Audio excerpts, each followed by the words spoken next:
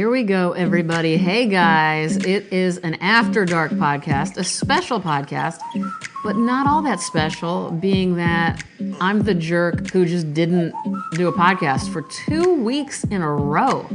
Is that right? I think that is right. That's way too long. I'm sorry. If you guys follow me on Twitter, you saw that I apologized.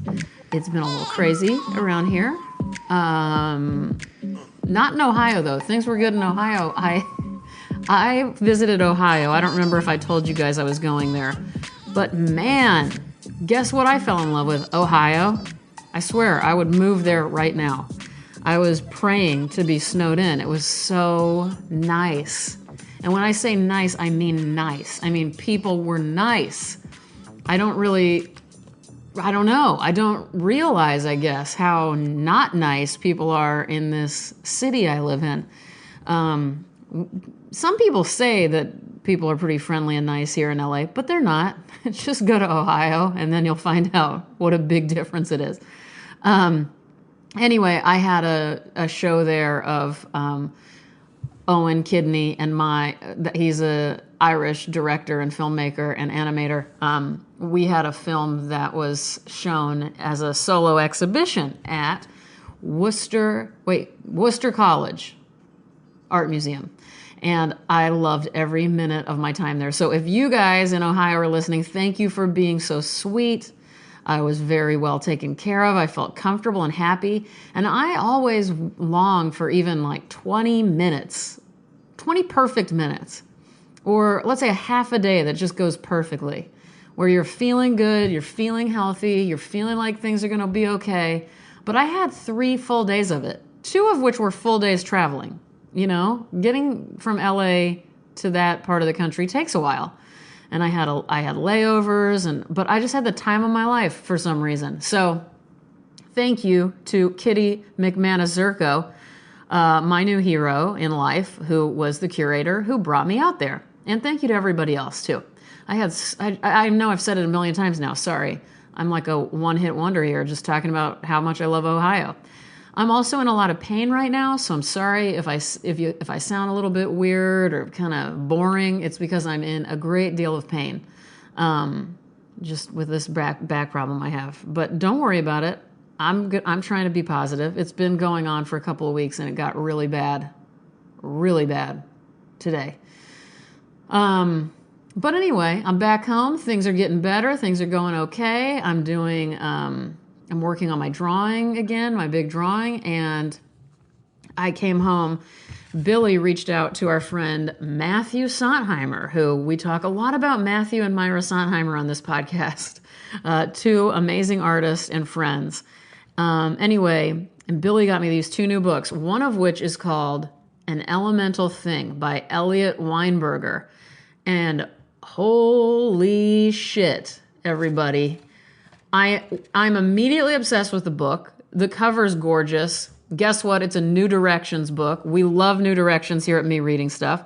And don't you worry, I will put a description of how you're going to find that, and go to the New Directions page immediately. Order this book. Do not hesitate. Sometimes you guys know I read essays, interesting essays, I hope, on the podcast. And am a big fan of John DeGatta. But, oh man, Eliot Weinberger just kind of stole my heart here. I'm cheating on John DeGatta with Eliot Weinberger right now. Thank you, Billy, for buying me this book. And thank you, Matthew, for knowing about this book. I'm just obsessed with this book. How do I describe it? I think on the New Directions site, it said it's a vortex, a fugue, a poem in spirit. These are all essays, though. And here on the flap, it says, Eliot Weinberger has taken the essay into unexplored territories on the borders of poetry and narrative, where the only rule, according to the author, is that all the information must be verifiable. And I got to tell you, prefaces usually... Sorry, hold on a second. Okay, I'm back. I just had a coughing attack. Prefaces tend to bore the living shit out of me. I don't know about you. I don't like them. They annoy me. This is the best preface I've read, maybe ever.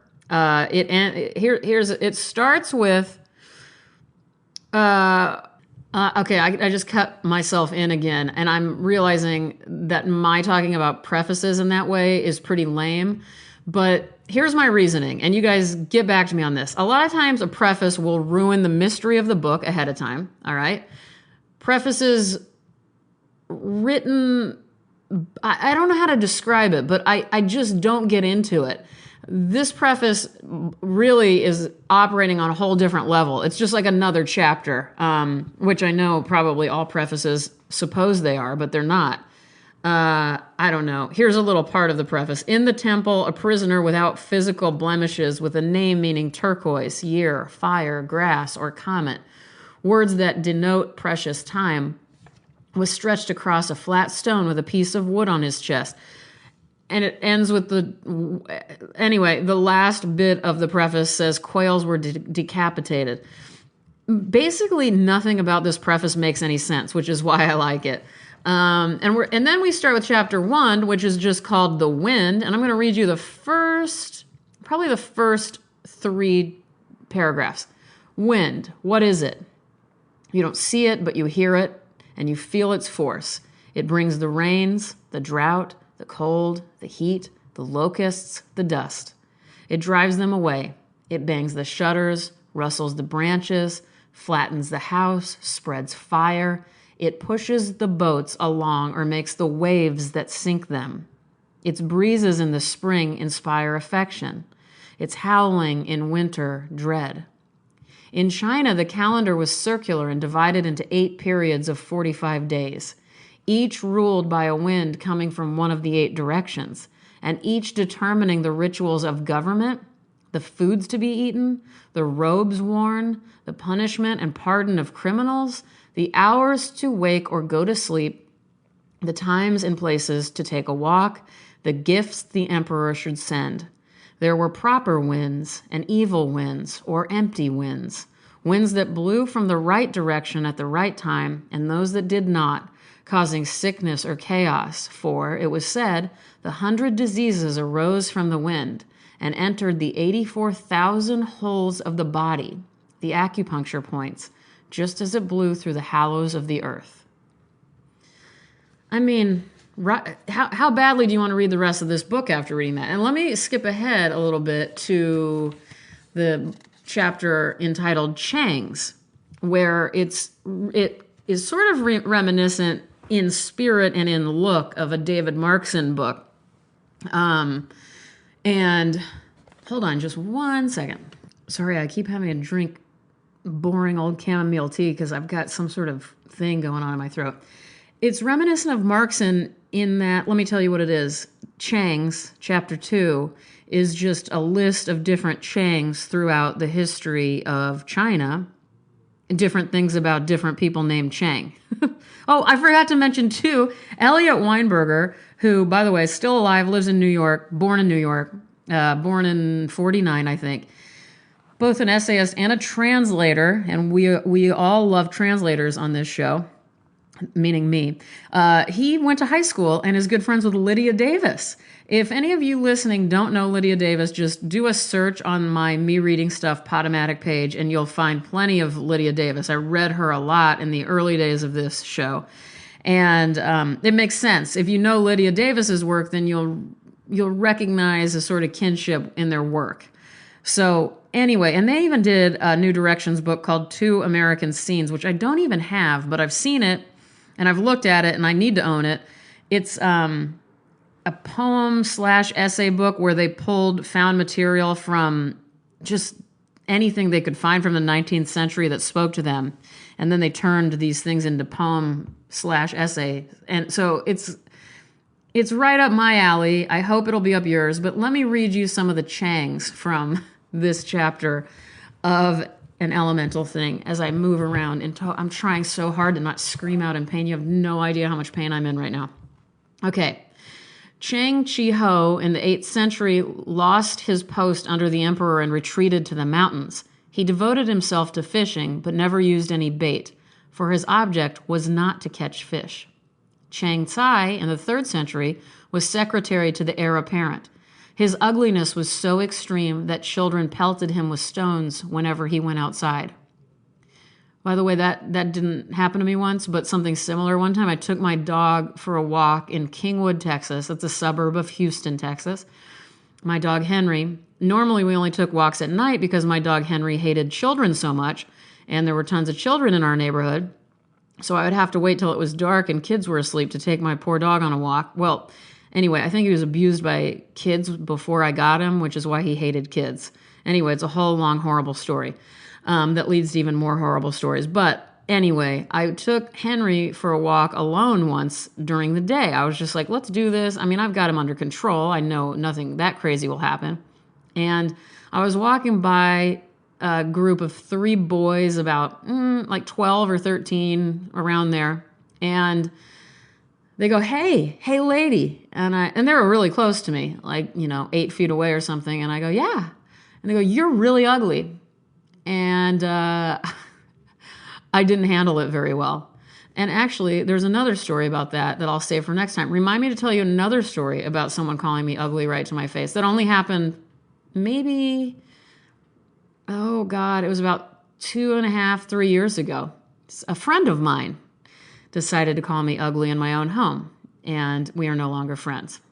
Anyway, sorry to get so serious. Back to the Changs.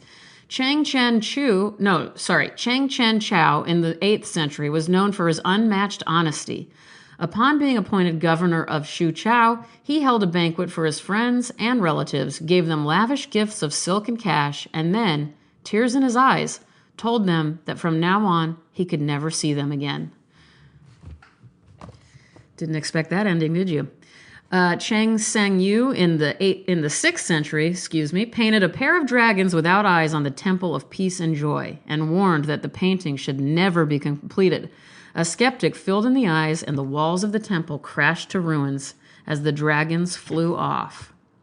Chang Chao in the 7th century said, flowers must have butterflies, mountains must have streams, rocks must have moss, the oceans must have seaweed, old trees must have creepers, and people must have obsessions. Chang Chu, a poet in the 13th century, wrote a line, the cataclysm of red sheep, that no one has ever been able to explain. The family of Chang Kung Yi in the 7th century was noted for having had 9 generations of harmonious living. When the emperor asked how this was possible, Chang Kung Yi called for a pen and paper and wrote the character patience over and over. Chang Cao in the 9th century would paint trees simultaneously using his finger and a worn stump of a brush, one for the living matter and the other for the dead branches and fallen leaves. And here's the last one for tonight. Chang Hua in the 3rd century wrote a famous rhapsody or rhymed prose poem on the wren. The wren is a tiny bird. It eats only a few grains. It makes its nest on a single branch. It can only fly a few feet. It takes up little space and does no harm. Its feathers are drab. It is useless to humankind, but it too receives the force of life. Ducks and geese can fly up to the clouds, yet they are shot down with arrows, for their flesh is plump. Kingfishers and peacocks must die because their feathers are beautiful. The falcon is fierce, but is kept on a tether. The parrot is intelligent, but is locked in a cage where it is forced to repeat its master's words. Only the little wren, worthless and unlovely, is free. Oh, I love it so much. Just a couple more chapter titles just to give you an idea. And I love reading. I'll just read this as a poem.